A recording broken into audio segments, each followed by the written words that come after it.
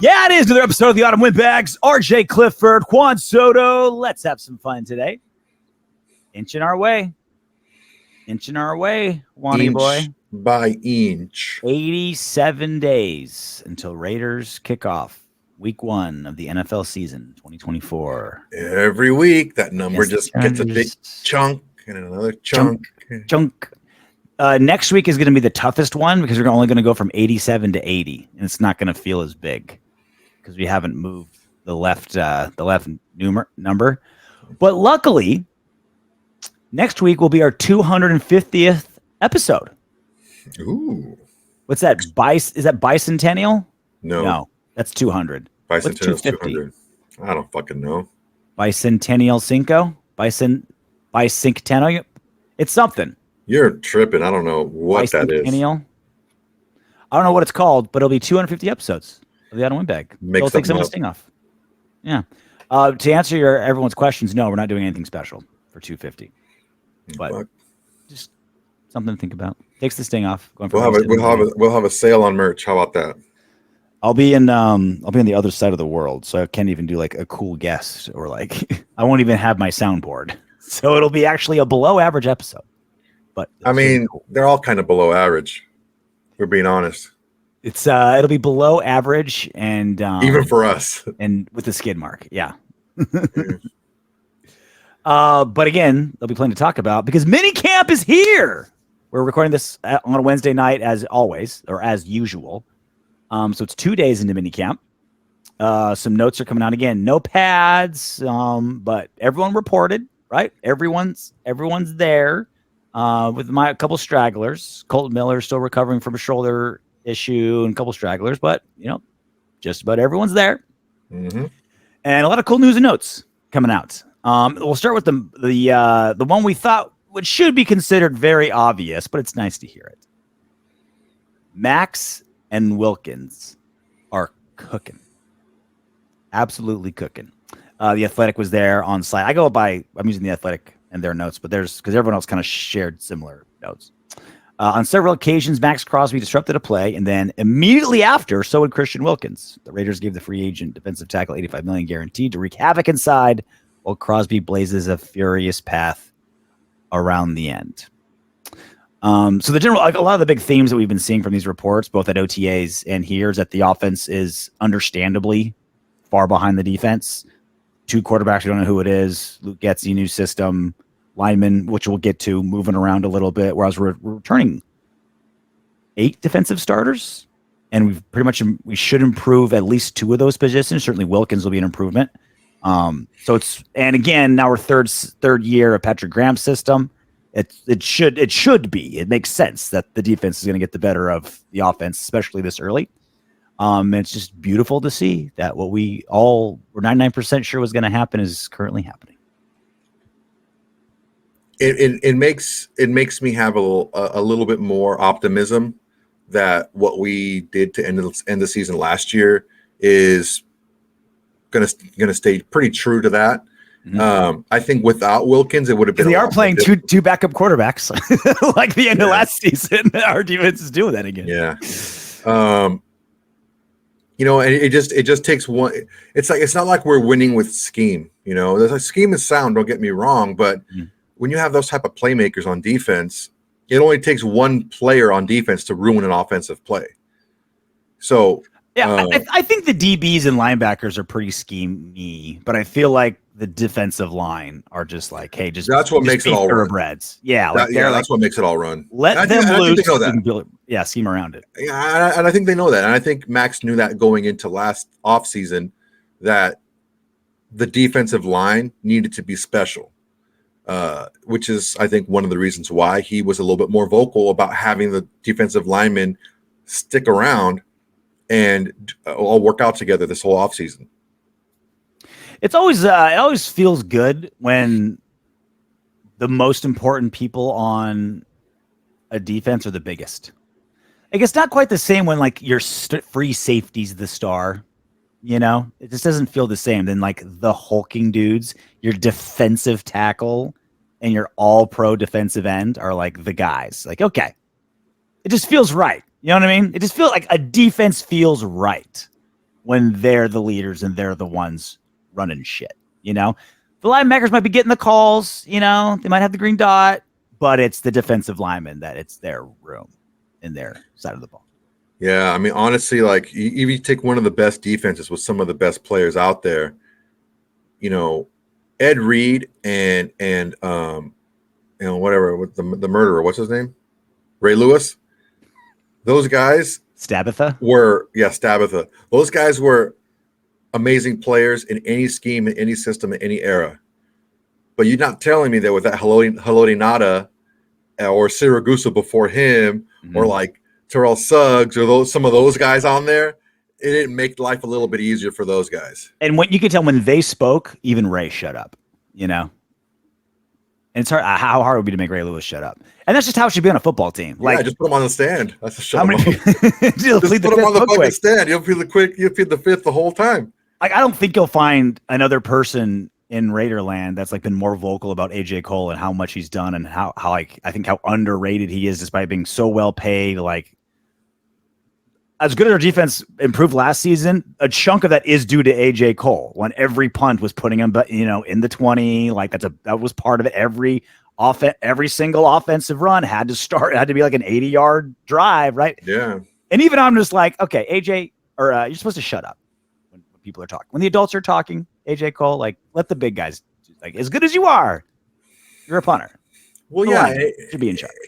It does also change a little bit of what the offense wants to do against that defense. If they know they're going to have a full field basically every single time they get the ball, it's maybe towards the end of the game they start taking a little bit more chances than they want to, just because it's like, hey man, they're gonna pin us back. We got to get these chunk plays going, you know. Maxx Crosby, another note, said, "We're flying around. Christian works his ass off, and I haven't had a guy that worked like that since." I can't believe the person he named, Yannick Ngakoue. Yannick was constantly trying to compete with me and go at it, and we were competing at everything. Christian kind of reminds me of him in that way. I can't believe that's who he picked. Yannick Ngakoue, the guy that was notorious for taking like 50% of plays off. Like, there are entire highlight reels, low light reels of Yannick Ngakoue, like making contact with the tackle and then just like slumping his shoulders and watching. Like, he was the most, you give me an easy play, I'll get you a sack, right? He's always a double-digit sack guy, but then that's it. Like, I can't think of like a least 20-something tackles or something like that. Yeah, I couldn't think of a least hustle player that's been on the Raiders in the last while than Yannick Ngakoue, and that's who Max picked. I think maybe he's talking about practice. It's nice to know Yannick was tough somewhere and hustling somewhere, because he wasn't doing it on when he was playing football. Also, I think Yannick has been the most accomplished defensive lineman that Max has played with. That's a good point. The other guys are all been really young, or kind of like just plug in, like, you know, 1 year guys. Like Nassib was a 1 year dude or 2 year guy, just a kind of a whatever guy. The other guys that we've had on the other side just been kind of like, you know, throwaway types or guys on the rookie contract, like Malcolm Kuntz, who's coming up. So as far as a guy who's had like a name in the league for being like a pass rusher, I think at the time, especially Yannick's first season, Maxx Crosby was coming off of a really bad season, and he wasn't the Max that we know today. And Yannick was still trying to push to be the guy, right? To be that guy on the defensive line. So he had a little bit of extra, like an extra motivation or an extra drive to put his best foot forward, because he could have been looked at the time as the best player on our defense had he performed a little bit better, because it was still really up in the air. I mean, it was a bad defense, but still we didn't have, like, Max wasn't Max yet. So there was that mantle was still available to take over. Yeah, Yannick always gave you his sack stats, but like that was it. I wonder if he was just like the George Costanza, who just mastered looking busy. He's like, all right, how can I look like a hustle player on the practice field without actually hustling? You just like all those veteran tricks. Just like, hey, you connect, you just tell your tackle, hey, I'll take this one off, you take that one off. We both tried so hard. All right, next rep. That's what he reminds me of. Yeah, he's definitely got that down for sure. Dylan, I'm never gonna get his name right. Laube. Laube. Rookie running back Dylan Laube had a good first day when he's even on the field for some first team passing downs. Not bad for a 6th rounder, right? 7th? 6th rounder. No, was 7th? He a 6th or a 5th? We'll go with 6. We'll average it out. His wiggle and pass catching skills were on display as he tried to carve out a role behind starter Zamir White and alongside backups Alexander Mattinson and Amir Abdullah. This is my take when we drafted him, and this is still my take now. If he can pass block, I think he's going to be our number 2 running back. Definitely our passing down running back. And that's a big F. That's a very small guys with wiggle generally aren't great at it, right? Imagine Hunter Renfrow in the backfield trying to take on blitzing linebackers. Amir Abdullah is a really good pass blocking running back. If he can do that, because we know his pass catching skills, we know his wiggle, his route running, his speed, all that shit's there. But if you can't pass block, you're really limited in how many reps you can have. If he can, I think he's ahead of everyone behind other than Zeus. I think we got a couple of really talented players on our team that didn't seem like they fit a need until you actually got them out there and you're like, oh wow, okay, that's like we took a tight end 2nd round last year. What are we doing taking a tight end this year, right? Well, when you see that he's like, he's too big for the DBs and he's too fast for the linebackers, he's tough as shit and catches everything. Like, oh yeah, okay, you can definitely use a guy like that. Mm. Dylan Laube, this guy, and I said it before the draft and after we got him, he's the best route running back in the draft by far. Mm-hmm. Now, Amir Abdullah, we've seen him try to run routes like further down the field to some very questionable results. Mm-hmm. I mean, he was the reason that Jimmy G threw that interception in the end zone because Amir Abdullah just let it bounce off of his hands and he just got intercepted. So he can catch the ball on swing passes, on check downs, on screens. Like he can catch the ball and run with it in that sense, but he's not a route runner. Okay. Alexander Madison is kind of like we talked about in between an Amir Abdullah and a Zamir White. As far as like his skill set, he's kind of a little bit of both. Yep. But Dylan Laube is not a good runner of the football. Like he likes to bounce the ball out a little bit too often. He doesn't, hit the hole the way he needs to. But route running, that's where he's going to make his money. He's a legitimate route runner. He is like maybe not as dynamic and explosive, but he is very Christian McCaffrey-esque as far as route running goes. Very crisp, very clean. He knows how to get open. Got good hands. After the catch, he may not, like I said, not be as explosive as CMC, but he's cutting that mold. And he also fits more. It seems like with the new O-line coach and with Getzy, we're going to move less from like a gap scheme run to more of like a zone, like wide zone run, which kind of would fit Laube a little bit more. Fits, Abdul a little bit more. I think they're drafting to our scheme a little bit too, right? Like a little bit more free flowing instead of just like, let's just fucking power that hole, right?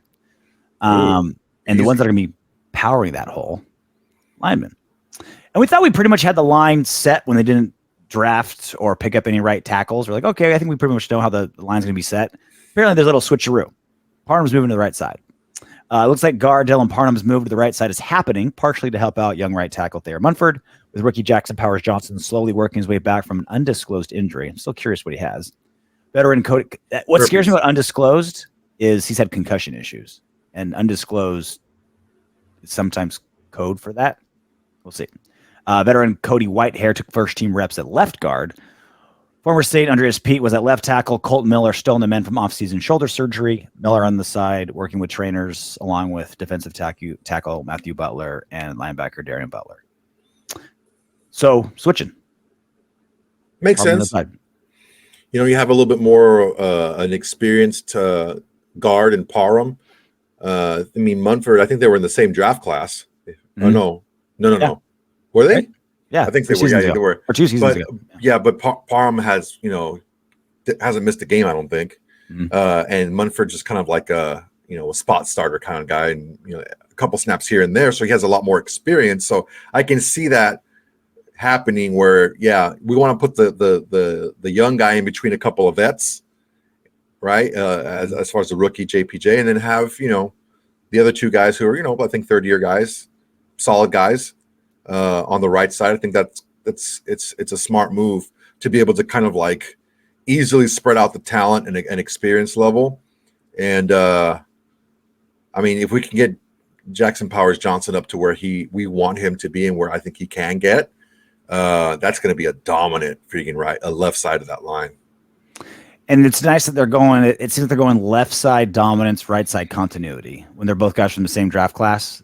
Like the plan is they both pan out and play together on that side for years to come. Mm-hmm. And, you played lineman. Like when you've got a lot of experience next to a guy, like passing off stunts and blitzes and knowing each other's, what each other's tendencies are, like playing together. Like obviously all five playing together is big, but the right tackle, right guard, left tackle, left guard is its own special relationship. And you have the continuity of those two guys on the same side for a long time.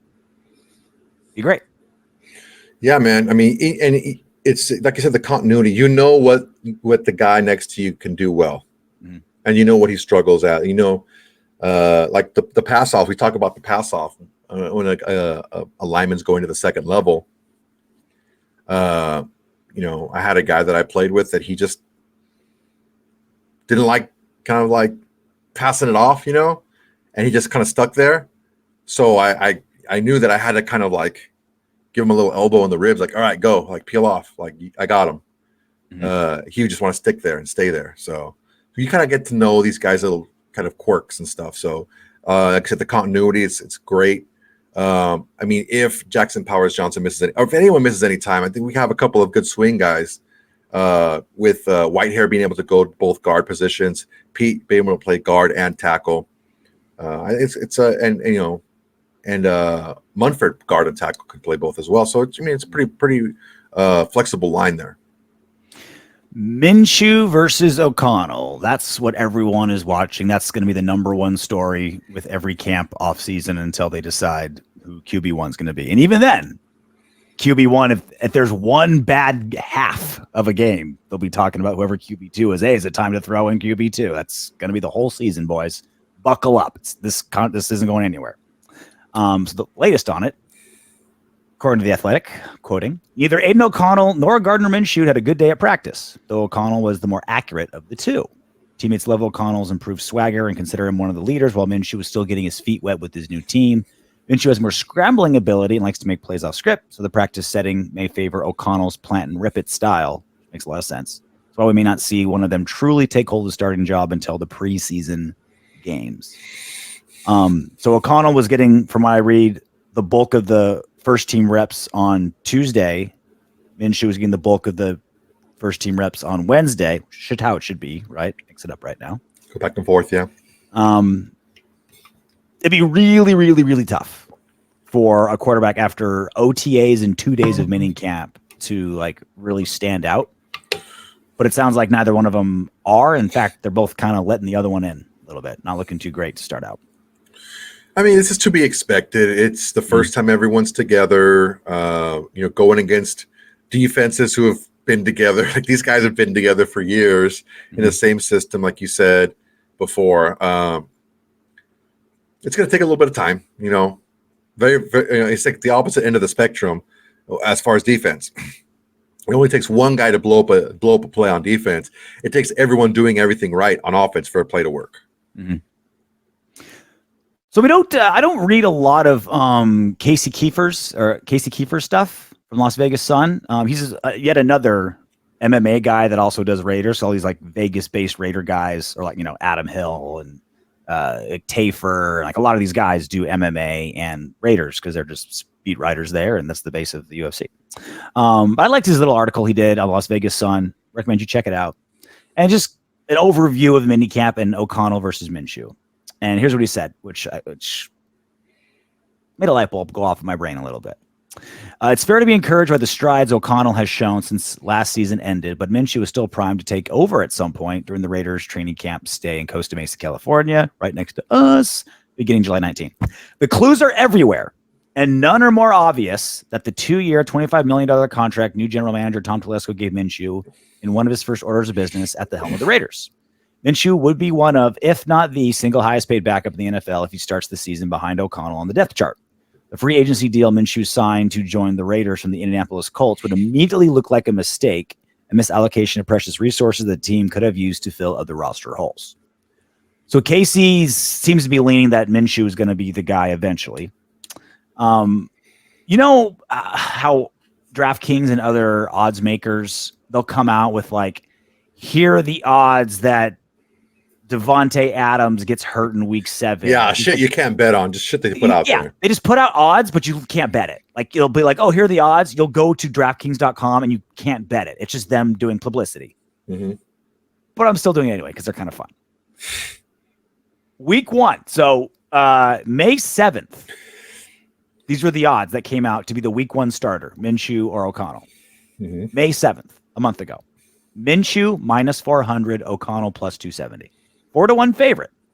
Big odds that Minshew was going to be the starter.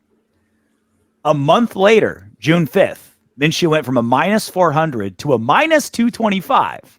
O'Connell went from a plus 270 to a plus 170. So these odds, the fake odds, went from huge Minshew, which made sense, right? $25 million contract, the veteran versus the 4th year, 2nd round player, only played half a season.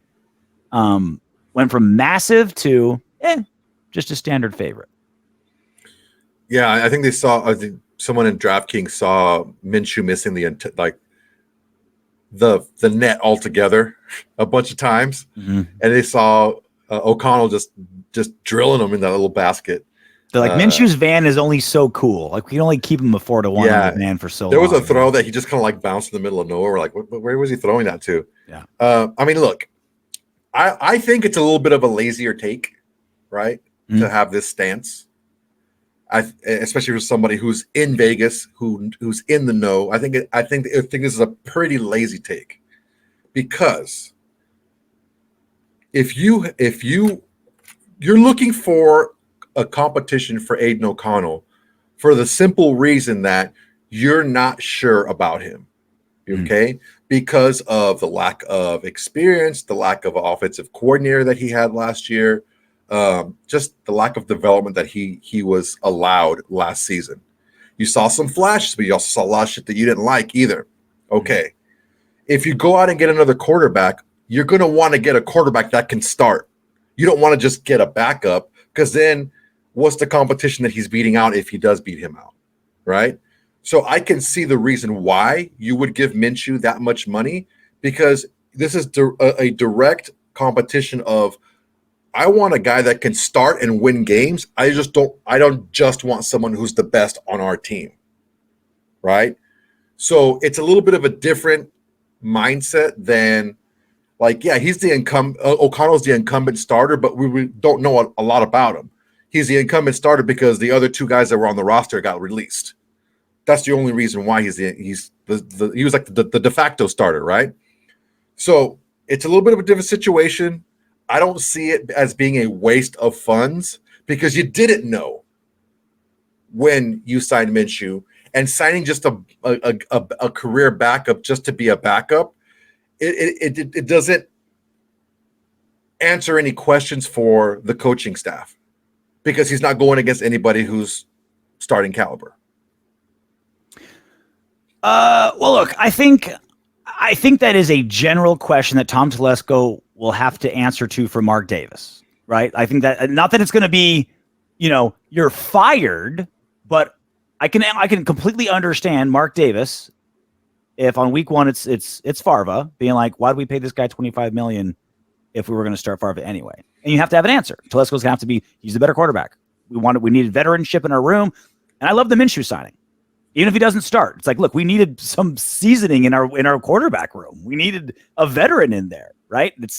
And he's going to compete. Maybe he'll be the starter. And if he's a backup, he's one of the best backups in football. Like 17 games, yeah, good. No, it's a good signing. Even if he doesn't, it's not me being Team Favre or Team Minshew. It was a good signing. We should do it. I think the number's pretty accurate for where we're going to be.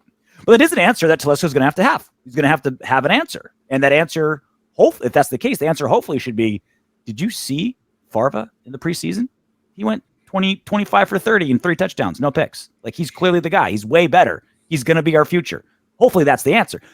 My point is, Soto, he's going to, because that is, I think Casey is having a genuine question, but it's not, you know, it's not going to kill you. It's not a killer. It's not like you're not handcuffed by that contract, but it is a contract where you're going to have to answer for it. I think this conversation has already been had. I think before they even signed him, they had the conversation. Right. Like, look, this is where we're at in quarterback right now. We need to get a guy out there who has been shown he can start. We don't want to break the bank because, you know, we don't want to go long term on this. We want to go a shorter term on this, but we need a guy because with the way our defense played, the stars that we have on offense, we need a guy that can a proven winner. Okay, This guy was a freaking pussy whisker away from making the playoffs last year. And it wasn't even his team. This offense wasn't even designed around him. Shane Steichen designed that offense for Anthony Richardson. Okay. Yep. So the way we're doing this now is, okay, let's get a guy. We're going to get Minshew in here with the understanding the best man's going to play. That was from the very beginning. That's what Antonio Pierce was saying. The best guy is going to be a full competition. The best guy's going to play. I think this conversation has already been had. And knowing the experience that Telesco has, he's gotten ahead of this. And, you know, it's a conversation I think that's already been opened and closed. I think the conversation, I wouldn't go so far as to say open and close. I think it's a really good chance that, like, you know, Mark Davis seems to have his finger on the pulse of what's going on. And if he's going to ask that question, he's not going to wait till week 1. Right. But I do feel like with Antonio Pierce saying, like, look, we're going to play the best guy, right? Number one, like, every single coach says that. Every single coach says that. But there are always intangible factors that affect these decisions. That's kind of what I want to get into, because we can't get into skill-wise, position-wise, technique-wise, who we think is going to be the starter week 1. It's just way too early. Brand new coach, brand new system. They don't have pads on. Like, I just feel like we're spinning our wheel. It's fun to have that conversation. Lord knows we've had it, right? Mm-hmm. Skill-wise, who do you think is going to be the QB1 starter? But it's just we need so much more information before we can have that discussion accurately. After the preseason game number 1, I think we're going to really dive into it. And even during the practices that get a little attention, we can start having those conversations. But I think the more productive conversation is what outside factors could affect who's QB1. And I think money is a part of it, although I'm with you. I think they're not handcuffed by it, but it should be answered. I think also scheme fit is going to be a big one. Like, even if Aidan O'Connell is, you know, a 7.5 and Minshew's a 7, if Minshew's 7 fits Getsy's system better, they might go that route. Because with Getsy, he's always liked mobile quarterbacks, which certainly Minshew's more than Farva. Yeah, you know, I've said it from the beginning. Farva still has a shot of being a very high-level producer, a very high-level quarterback to win a lot of games in this league. Because of some of his physical limitations. His window to do that is a lot more narrow than someone who's a little bit more dynamic physically. Not to say that he can't do it, because you have guys like like the Staffords of the world, the Jared Goffs, you know, you have like the Tom Brady's of the past, like those are guys who have won recently. Okay. And it can happen. It's just, he needs to be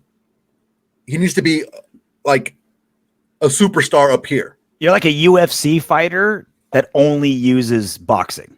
Like, you can win without doing jiu-jitsu and wrestling and cage work, but you better have the best fucking hands in the world. I mean, Junior Dos Santos, he was primarily a boxer. He didn't really throw any really kicks to speak of, and he used his jiu-jitsu and wrestling for more takedown defense. He was a guy that just knocked people the fuck out, right? And he was very successful. It's just, if you want to stay ahead of the game, you have to be. Every year you get better in a system, supposedly. I mean, theoretically, if that jump is as big as we think or we're hoping that it can be, I would love nothing more than to Farva to win this job and to keep the job and to do great, because he's on the team, he's cheap, he's young, and he's going to get even better year 3, year 4, year 5, right? Mm-hmm. It's just, I'm a little bit more cautious to like fully jump on board with that as far as a prediction, because there is if you can make plays out of the pocket a little bit more consistently, and if you can extend plays a little bit longer, you have more of a chance. And Gardner Minshew can do that more than Aidan O'Connell. I think with all the intangibles, like outside factors that could affect who starts week 1, I think the bulk of them are on Favre's side, like you mentioned. Cheaper, younger, ceiling's going to be most likely higher, right? He looks pretty freaking big too. I don't know if you saw a picture of him. He's slimmed down, so he looks taller. It's weird. He looks bigger. I mean, last year when they showed that picture of the 3 quarterbacks, right? They showed Garoppolo was on one side, and in the middle was Favre, and the other side was what the hell's his name?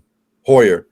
And he was just massively larger than the other two. Mm-hmm. And he got even bigger. And I read a report that he's got a lot more zip on the ball. So we'll see. That's because Hoyer was a hunchback because he was 900 years old, and Garoppolo had an injury, so he was limping on one side. That's why. He still looked a lot bigger, man. Yeah. So if he spent the entire offseason in Vegas. The only thing on the rush, when he was on the rush, he said the only thing I couldn't do is throw the ball. And I just went across the street to the high school and threw it there. Mm-hmm. And said, hey, Tucker, you want to go across the street and throw some balls? Cool, let's go. So I could see O'Connell and Tucker doing like invisible ball. It's like hike. It's like no ball. It's like throwing it. Tucker's just like I do like the Uncle Rico in front of the just getting like a roll of toilet paper just so there's like something. Just like, you got to practice somehow. Yeah. So I'm with you on all that. I think scheme fit. I think Minshew has that in the corner, and obviously mobility. Minshew's got that in the corner, and then the money.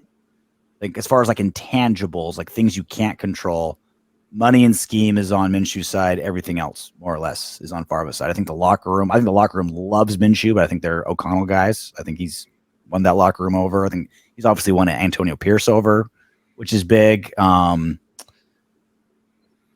I think intangibles. It's mostly Favre.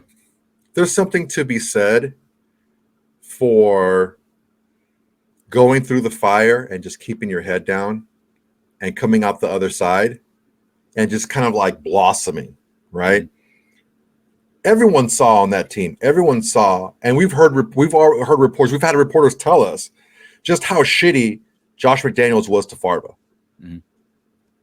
To take that kind of coaching and neglect and like you're a rookie, you don't know what to expect.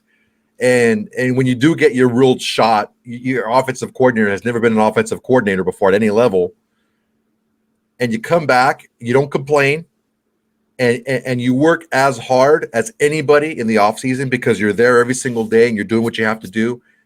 And you come in there and you have a little bit of extra swag on you because we've heard that too. He's chipping back at the defense. He's being a little bit more of a vocal leader. And he's a likable guy. So on top of all that, he's a solid dude. On top of all the other stuff, all the football stuff, all the stuff he's been through.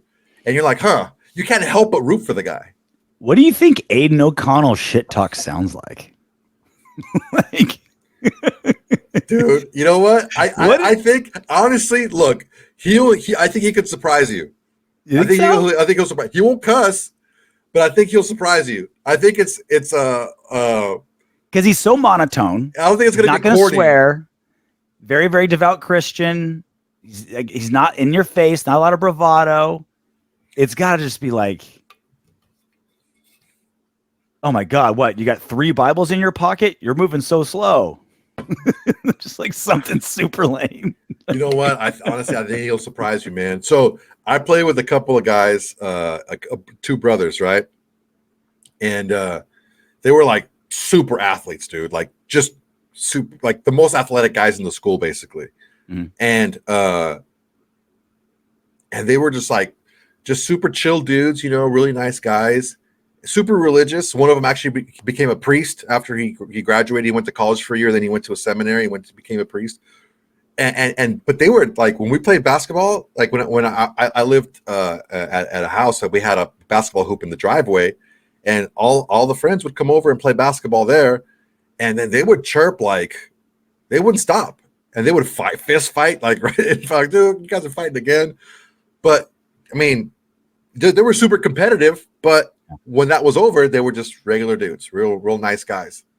Our a guy we know, his cousin, whom you've met, we will keep not his name, will be involved. But I worked with him at Tap Out Magazine. He did sales. Mm-hmm. Same thing. Devout Christian guy, very mild mannered, doesn't trash talk. Like he was like, but get him into a whorehouse and oh my god, just slaying D everywhere. He was 20, 23, 24, and he still had NFL bed sheets that he slept in. So like sweet. He tried to get laid in those sheets. But you'd put him on an Xbox playing Halo with a headset. And I blushed hearing the words coming out of his mouth.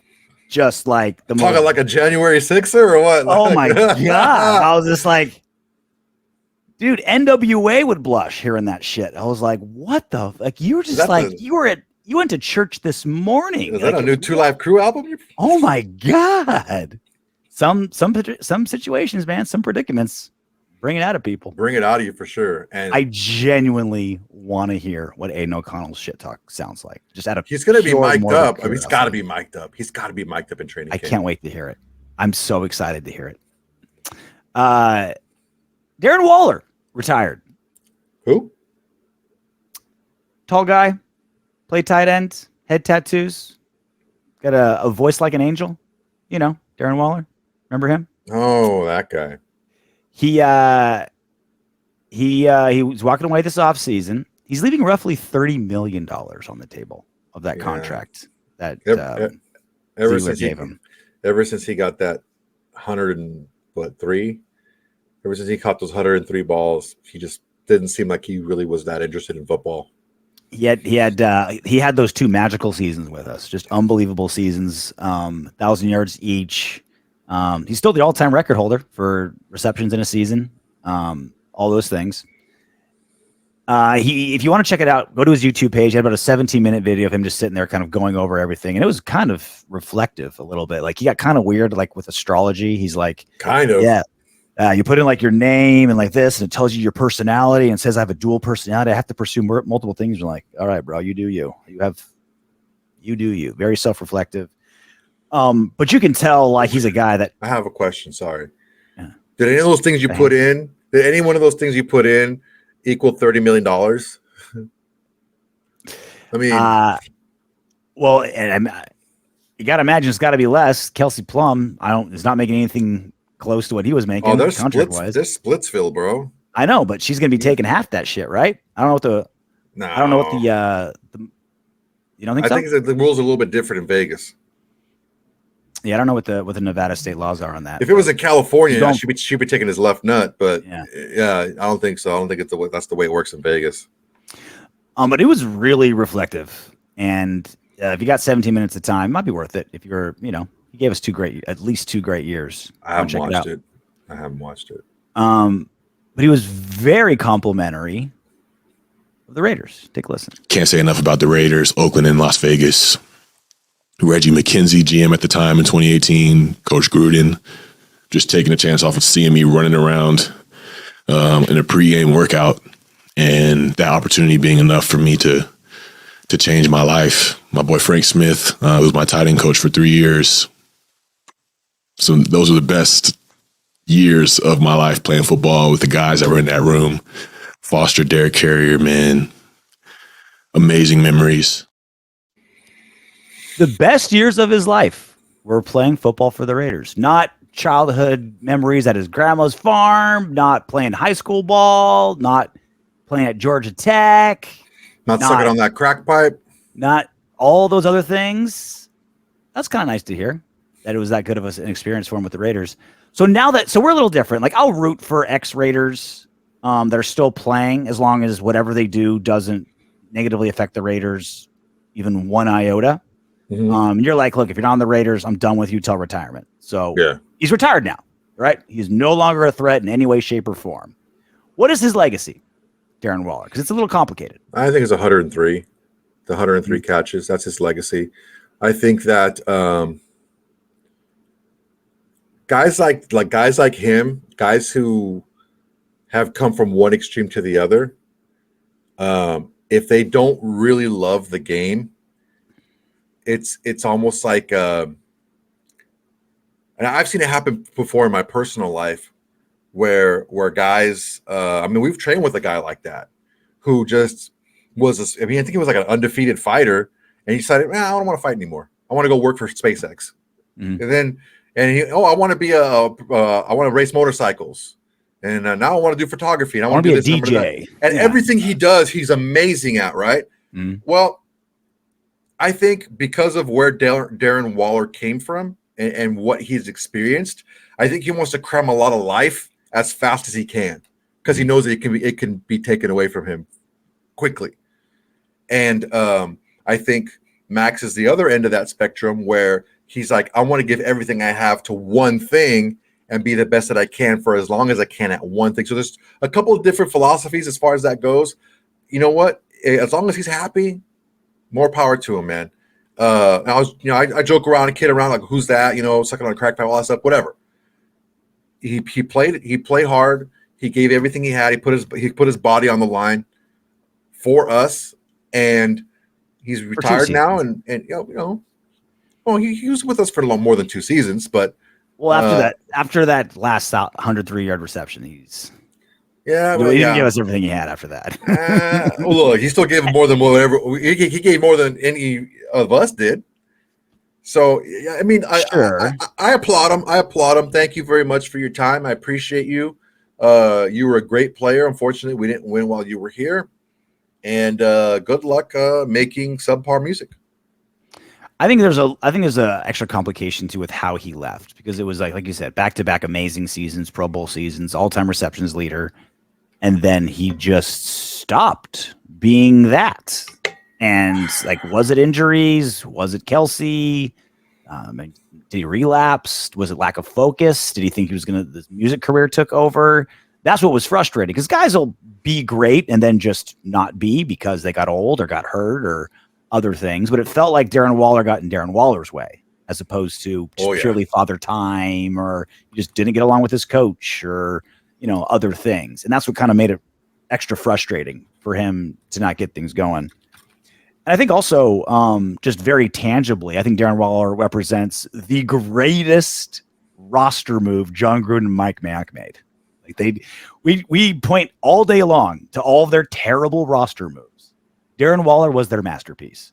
Picked him up off of Baltimore's practice squad, signed him for pennies, immediately extended him. And they're like, oh, this guy's going to be good.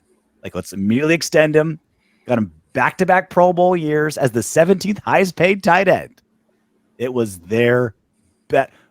All the trash talk we give to John Gruden as a roster manager, he absolutely deserves, but we're also fair.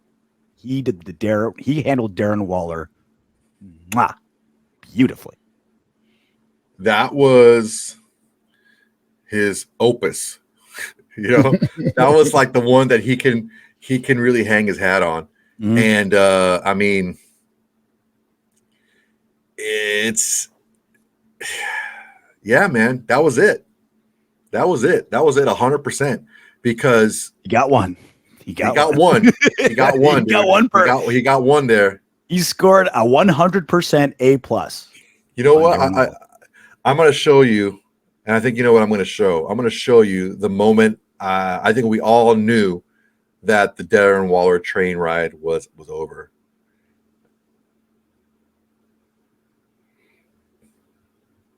When he got the head tattoo.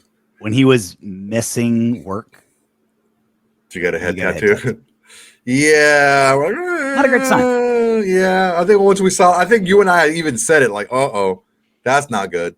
And it was a bird, because he's like, hey, I'm flying the coop. I'm leaving the NFL. Here's the bird. Happened to that boy. Happy trails, Darren Waller. Thank you for the memories. Yeah, man. Good luck to you, dude. Good luck to you. Honestly, and whatever you feel like doing. Hopefully it's not music, because it's not good, but do your thing, man. hopefully you can find success and something that makes you as happy as football did. I wonder if John Gruden's going to write a book and be like, Master Roster Management, the Darren Waller story, and just talk nothing but Darren Waller. He just keeps pounding that one thing, yeah, man. Imagine him walking into like a motivational speech with like his Super Bowl ring on, and you see like Tony Dungy in the back of the room just fucking like, my team. Yeah. You took my team. Yeah. It's like, no, but look at the 6'6" guy that can't be covered. That was all me, guys. I mean, got it for cheap. Found him off the practice. I got him for nothing. Everyone knew Christian McCaffrey was going to be something, and he certainly has been. And congratulations to him. So good. For being on the Madden cover. Madden 2025. For those of you on the pod who can't see, it's the deluxe edition, Madden 25, and it's CMC running directly at the camera, ball in hand. And unlike basically every other Madden cover, I can't off the top of my head think of any other Madden cover where it's like an in-game shot. And he's got a couple Raiders chasing him in this one. That's Sam Webb there, 47? That's Sam Webb or Tyler Hall? Well, this is what's bothering me. I think that's a 17. I think that's his finger. No, that's I think it's a right 47. There. I think that's a 1-7. So I'm like, why is Davante Adams chasing Christian McCaffrey? That doesn't make any sense. That's weird. Yeah, that's funnier than to put an image of a game that never happened on there. I mean, well, they played last 2 seasons ago, so he did play us. I don't remember if he had like a breakaway like this though. He had a good game. He had a touchdown and it was a short touchdown. The short one, yeah. So maybe this was like a breakaway, and then he got tackled later. This is not a game shot. This is like a shot of him and then like a stage shot behind him. It's like, all right, here's a picture of Christian McCaffrey, and they had AI like fill in the rest. You're like, oh, Davante Adams plays for the Raiders. Let's have him chase him. Dude, it was so freaking funny.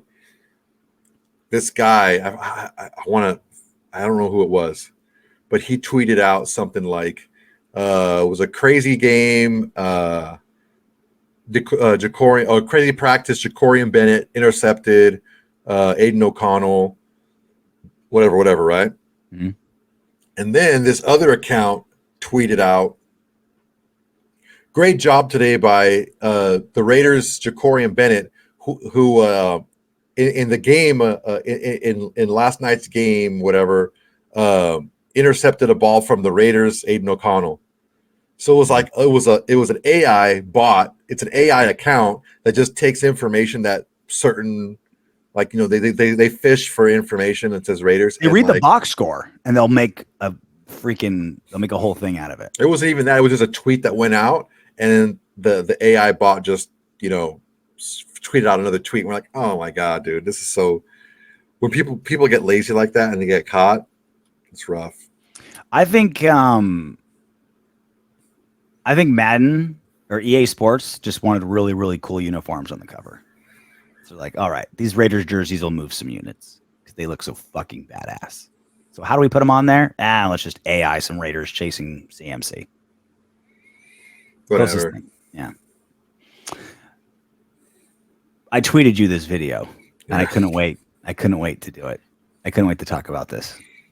Here's the tight end that will remain nameless at a presser this week. Wear and tear me, baby. I'm ready for it, man. Put the load on me. Can we talk about the shirt first? Wear and tear me, baby. I'm ready for it, man. Put the load on me. Yeah. Kind of sus, huh? Wear and tear me, baby. I'm ready for it, man. Put the load on me. He's asking for it. Is that a new Taylor Swift song that we don't know about? She's getting dirty. Put the load on me, huh? I mean, we saw that video of that rocker chick just totally pissed on a dude on stage. Maybe Taylor Swift is kind of getting a little more edgy. As the Swifties get older, Yeah. Well, Taylor Swift cusses now, so she's She's breaking new boundaries. Now, obviously, the next thing is Skeeting on somebody. getting loads blown on Chiefs. That's obviously the next stage in her evolution, you know? What's it called when you dress up as a certain Taylor Swift at the concerts? Like, is one of them just going to be just How like the hell facial? should I know? It's going to be like, you're going to be like facialed. That's like the thing you do now. It's going to be one of the Taylor Swifts. Everyone comes like something about Mary hair. So Brock Bowers has already earned himself a nickname from Davante Adams. So you're like, oh, hell yeah. When Davante Adams gives you a nickname, it sticks, right? If you're a rookie, I don't care if you're a first rounder, best tight end ever. If you walk in Davante Adams' locker room and he gives you a nickname, it's sticking, and everyone's sticking with it, right? You're probably pretty pumped on that. It's like, oh, he likes me. Oh, he's taking me under his wing. Like, even if it's kind of like a dorky nickname, it's like, all right, I got it. I got my nickname from Davante Adams. That's pretty fucking awesome. Until you hear the nickname. Davante said, I call him BM, businessman. He don't care about nothing else but football. BM. They can't all be winners. I gotta wonder, does Davante Adams just have so much sway? Is he such royalty in that locker room that he could accidentally give him the nickname Bowel Movement? And everyone's just like, no, great nickname. No, love it. Like, are they just all yes men around Davante, where there's not one single dude that's kind of like Jack Jones doesn't walk up to him, just kind of like, that means poop. His nickname means poop. Do you want to recant that? Do you want to try something else? You want to maybe take a step or two back from that, or? Yeah, like, okay, how about just businessman? How about just biz? How about all biz? Call him all biz or biz. Businessman. Like, gotta go BM. Okay. Yeah, that's a very unfortunate nickname. Yeah.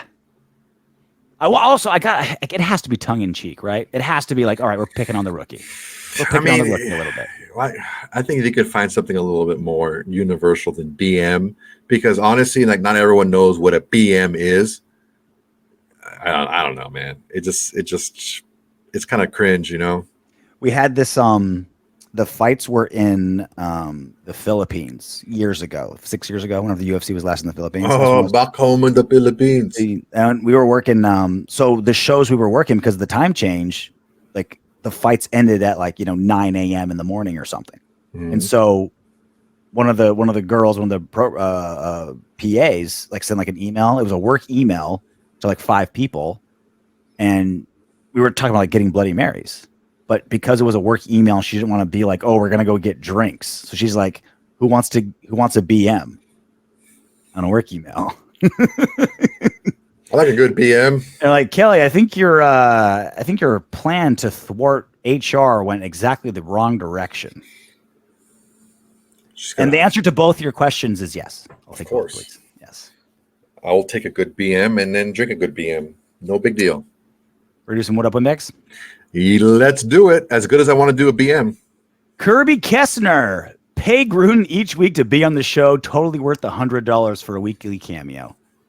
Oh my God, dude. If we had whatever, but there has to be some sort of rule with cameo where you can't pay someone to be a broadcaster, because every radio show, everyone would be paying $100 to get John Gruden for a few minutes. A few minutes of John Gruden doing something. That'd be totally worth it, right? Can we actually book him for something that's broadcast worthy for $100? I don't think that you can use that to profit. I wonder if it's copywritten like everything else. It goes to the YouTube algorithm and they're like, no, that's a cameo. You can't monetize or something like that. Yeah, probably. It would be cool. I mean, if you wanted to. What if we put his voice through the Darren Waller voice modulator and YouTube can't pick it up? Listen, John. I know you don't keep 100% of that $100. Let's just give you the $100 directly. We'll go from there. Come on over. You just do a couple. We'll bring back the Gruden grinder. We'll cut out the middleman, right? Cameo doesn't get their cut. Mm-hmm. Rory's MIA. He used to. For those who don't know, for those who've been here from the beginning, you know. The first season we did this show, Rory had a segment called the Gruden Grinders. And it was Rory's Grinders. So now we can actually bring in Gruden from the Gruden Grinder to do the Gruden Grinder. I think we should do it. I think it's worth $100 just to reach out to him. I'll get with the accounting department. We'll talk to our CFO. See if we can make it happen. Gray Bush. We're getting very under the radar dirty on this show. This not us. That's the name of this person. Gray Bush. Couldn't agree more about enjoying a woman with good posture. It's a sign of health and confidence, even if we don't realize it in the moment. Appreciate the content. Glad I found your show. I thought it was the only one. I thought it was the only guy on Earth that was like really turned off by bad posture and really turned on by good posture. I still I met someone else. Okay. I think also if you really think about it, I think everyone would be turned off by it, but you don't process it. Like think about it. Like if you see a girl who's just like shoulders back, confident, holding like sign of like good upbringing, kind of shows like they're healthy. I think you're turned on by it, but you don't realize it. And if you see a girl just kind of like you show me Megan Fox sitting like this, and she goes from a 10 to a 7. She's still hot. She's still Megan Fox, but she drops from a 10 to a 7 when she's just kind of like bored. Cool, man. Like falling up, like bleh, like melting. I think there's a very wide spectrum between what you're saying you like and what you're describing on the other end. There's a big swing in between that I think is very acceptable. Doesn't have to be like military. I think posture can sway you 3 points. Really good to really bad. It's a 3-point swing. 10 to 7 or a 5 to an 8. 3-point swing. It's drastic. 1.5 points each way. Ex-Saruman. Soto, I swear to God, your cats are the real stars of this show. It's not you and me. It's your cats. Jerks. Soto, if the cat shits the bed, it hates your guts. Drop everything and go directly to the nearest training school for pet owners. Do you think your cats hate you? Is it punishment that they're literally shitting your bed? No, the issue was I had some other litter box. I had 2 litter boxes, one for each of them. Okay. Well, they were like the standard ones, right? Just like, maybe like 6 inches off the ground type of thing, like the lip comes up. Mm-hmm. Well, one of them, the guy Razor, he was like pretending he was like Captain Morgan rum guy, and he would piss, but with one of his legs on the side. So sometimes he would miss and he would piss on the floor. So I'd walk in and be like, why does it smell like fucking donkey piss in here? And I'm like, oh shit, and he fucking peed on the floor. So I got taller ones. They actually came with a lid with a hole, so they had to jump in the hole to go to the bathroom. Mm-hmm. Like, I'm not gonna do that to them. I'm just gonna take the lids off so they can jump in. Okay, well, the other one didn't like that one. So now whenever, like, if the litter box is not pristine, he'll let me know. And that's how he let me know. Because I skipped the day. How dare I didn't clean it. I know. I was terrible.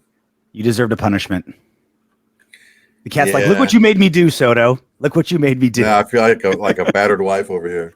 I honestly, pets use fecal and urine strategically more than we give them credit for. So our good friend, Ryan McKinnell, guest on the show a couple times. I was at his house in Vegas, and there was like 3 or 4 buddies over there. And a guy that we know that works in MMA, he was there with his girlfriend, smoking hot girlfriend. And Ryan's dog loved her. Like if she came through the door, his tail was wagging. Like he'd go right past Ryan, right past me, right past everyone, right to that girl. Like he wanted to fuck this human girl, right? Smelling the cooch. And so one time when we were over, I wasn't there, but I've heard the story a million times from everyone that was there. They both come over, and it's a house where you take your shoes off at the entrance before you go inside. And the dude is sitting next to the girl, and the dog tries to jump in between them. And the dude's like get off, whatever. Dude, this isn't an exaggeration. This is exactly how it went down by everyone that was there. The dog looked at him, went over to the front door, found the guy's shoe and took a shit in it. Spot right. Now, you can't tell me it was because a kitty litter box was full or he just had to go. It was, he made the conscious decision. I'm going to crap in this man's shoe because he's got my girl. Legendary story. Payback is sweet. Poop is a powerful weapon. Very, very powerful weapon. All right, that's it for us. Minicamp will be over this week, and it'll lead on to kind of like a gap a little bit when in late July is when training camp begins. So there's still kind of free agency-ish period. We might still pick up some guys during this time. There'll be more news and stuff coming out. Again, 250 the show next week. I may not do anything too crazy. I'll be out of country, not sure on my internet situation. So it may not be maybe the same low standards we normally have, not, even average. Just I don't see why it would be any different. Like, why would it change? But don't miss it anyway. Give us some sympathy views because you love us. Until then, knock on wood over here with me. Hey, you made it to the end of our video. Great job. I know you want more. Go ahead and click the next video. And if you're feeling